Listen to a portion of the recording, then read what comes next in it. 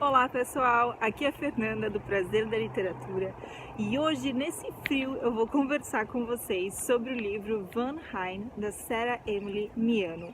Esse livro que fala sobre a vida do grande pintor Rembrandt van Rijn, e não há lugar melhor para falar sobre esse grande pintor do que aqui a cidade onde ele nasceu, Leiden, na Holanda. Eu estou aqui na frente do monumento de homenagem ao Rembrandt, aqui atrás de mim. E o Rembrandt nasceu aqui em Leiden no ano de 1606. E ele morou aqui, passou aqui toda a sua infância e a sua adolescência. E depois partiu para novos rumos, novas aventuras na grande cidade de Amsterdã. Ele morreu em 1669, então nesse ano de 2019 há muitas celebrações dos 350 anos da morte do Rembrandt e por isso vai ter muita coisa legal rolando aí pelo mundo das artes. O livro da Sarah Emily Miano conta a vida do pintor Rembrandt de uma maneira bem diferente. Aliás, eu tive uma experiência bem, digamos que singular com esse livro, mas antes de conversar com vocês sobre a minha experiência lendo esse livro, eu quero contar para vocês um pouco mais sobre a vida desse grande pintor holandês, um dos, se não o maior pintor da Era de Ouro da Holanda, no século XVII. Estou aqui em frente à Latin School, a escola latina onde o Rembrandt estudou ainda jovem. Eram aqui que estudavam as crianças, os meninos que tinham as condições de estudar naquela época, no século XVII. Eram só os meninos que tinham acesso à educação nessa escola. Ela era chamada Escola Latina porque era o latim o idioma utilizado em todas as aulas. E é aqui que o pequeno Rembrandt teve o seu primeiro contato com a educação formal clássica, aprendeu diversos tópicos como a literatura, a filosofia, línguas, enfim, depois da sua formação aqui na Escola Latina, ele passou a frequentar o estúdio do mestre Jacob para aprender o ofício da pintura. E eu vou mostrar para vocês como que é esse estúdio aqui em Leiden.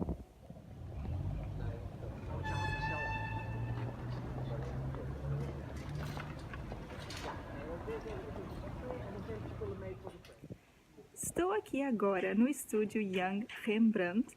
É para cá que veio o Rembrandt, ainda jovem, quando ele completou seus estudos na Latin School.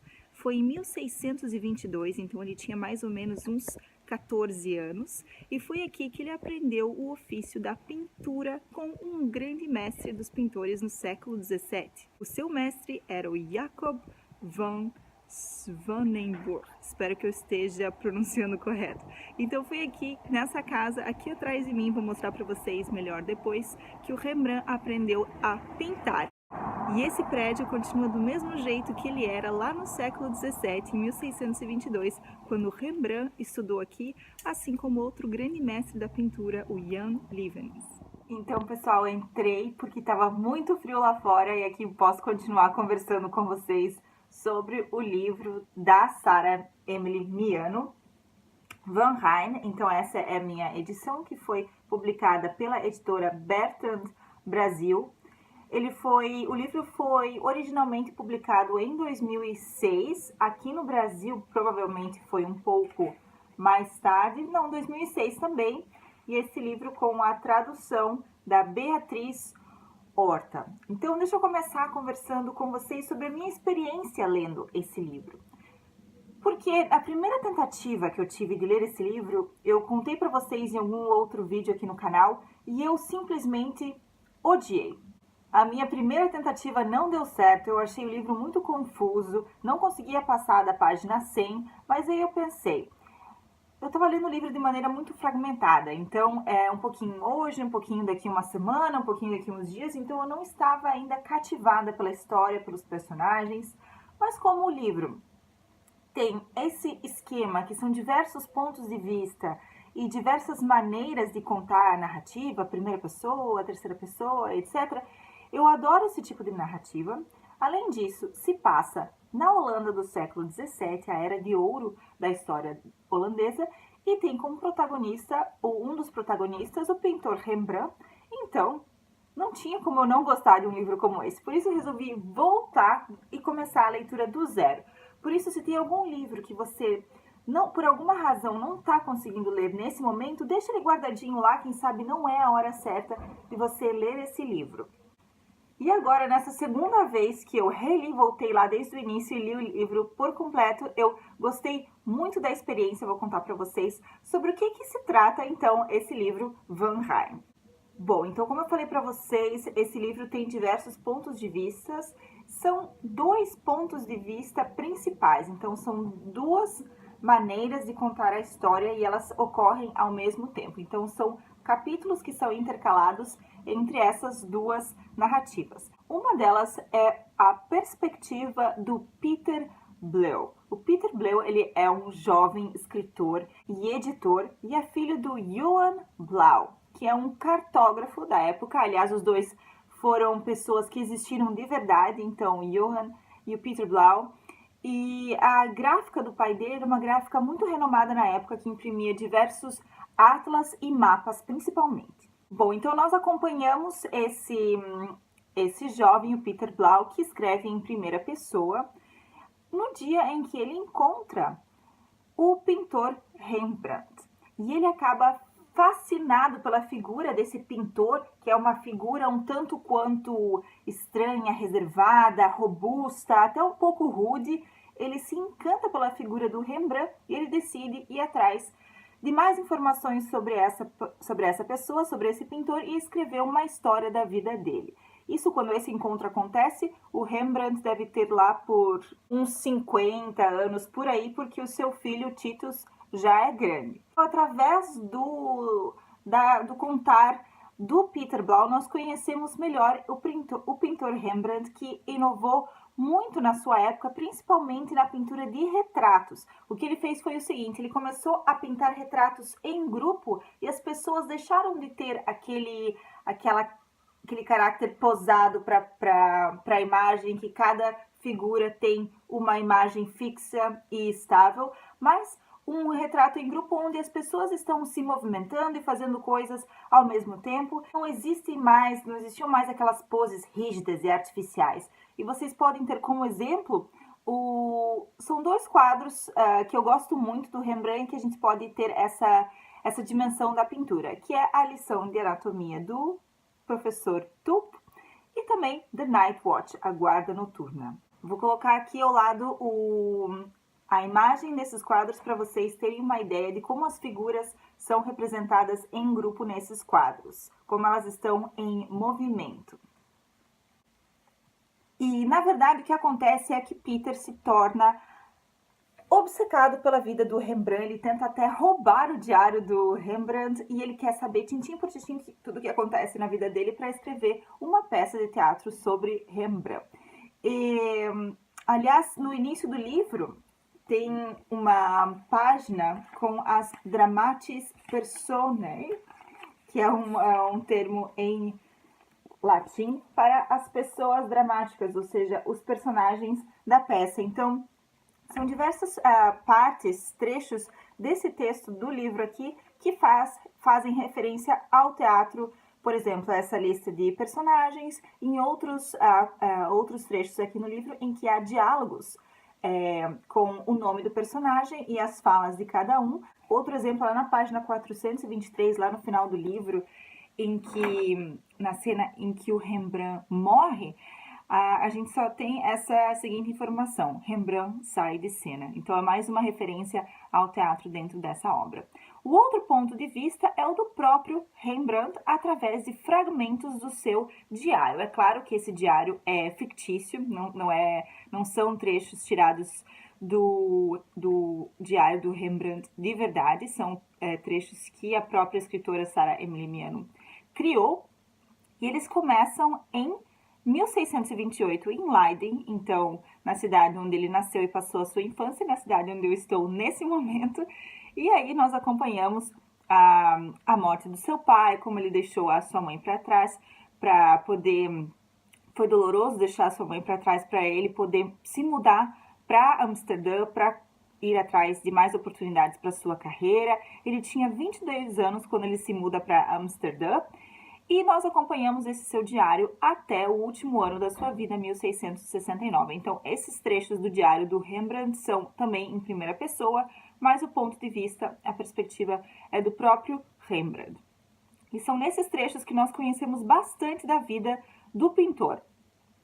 Como ele pensava com relação à arte, como ele fazia os seus pigmentos. Isso é uma parte assim um tanto quanto técnica, então algumas partes nesse sentido eu achei um pouquinho chatas.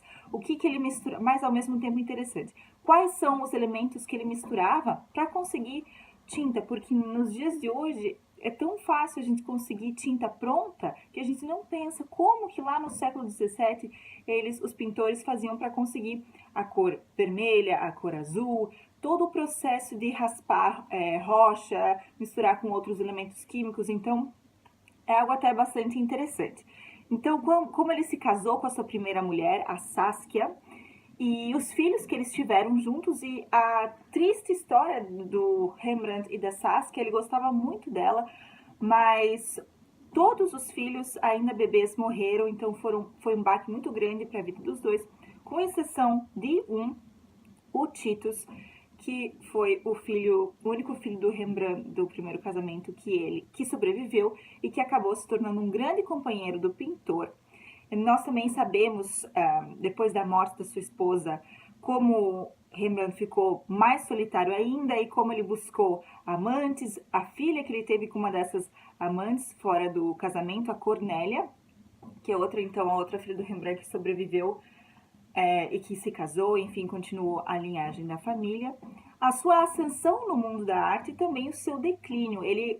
Durante uma época ele ganhou muita fama, muito dinheiro, mas ele não soube administrar a sua fortuna e ele acabou perdendo praticamente tudo, gastou toda a sua fortuna. Ele gostava muito de colecionar objetos exóticos, então ele ia a leilões e comprava objetos exóticos a preços exorbitantes e acabou gastando assim a sua fortuna e acabou seus dias sozinho, com problemas de visão. Ele quase ficou cego no final da vida. Imagina como seria doloroso para um pintor que trabalha tanto com a imagem perder a visão. Né? E ainda acabou, depois da sua morte, ele acabou sendo enterrado em uma cova comum e sem nome na lápide por falta de dinheiro, por falta de dinheiro da sua família, né? Quem na verdade teve que arcar com os custos foi a esposa Magdalena, a esposa do seu filho Titus. Bom, então nesse livro, Van Rijn, as vidas dessas duas pessoas se intercalam, as vidas do Peter Blau, do jovem Peter Blau, e do Rembrandt, quando ele já é mais velho.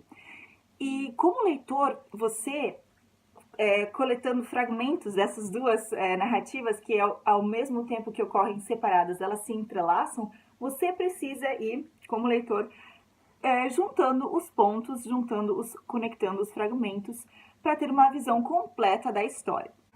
Eu digo para vocês que não é uma leitura fácil, né? Como vocês sabem, eu desisti na primeira tentativa, achei muito complicado, porque eu não estava lendo de forma contínua, mas quando eu li o livro pela segunda vez e fui até o final, foi um tipo de livro, um tipo de narrativa, de estrutura narrativa que me surpreendeu bastante.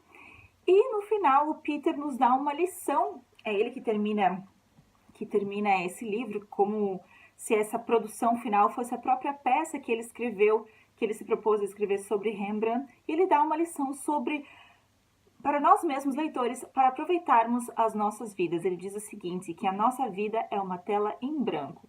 Ele diz, esse é o trecho, aqui está a sua tela em branco, pegue-a. Então, cabe a nós mesmos pintar as nossas telas das nossas vidas. Então, esse é um pouquinho sobre o livro Van Rijn, da Sarah Emily Miano, que nasceu em 1974. Ela é uma autora norte-americana, e o projeto desse livro recebeu o Arts Council Writers Award.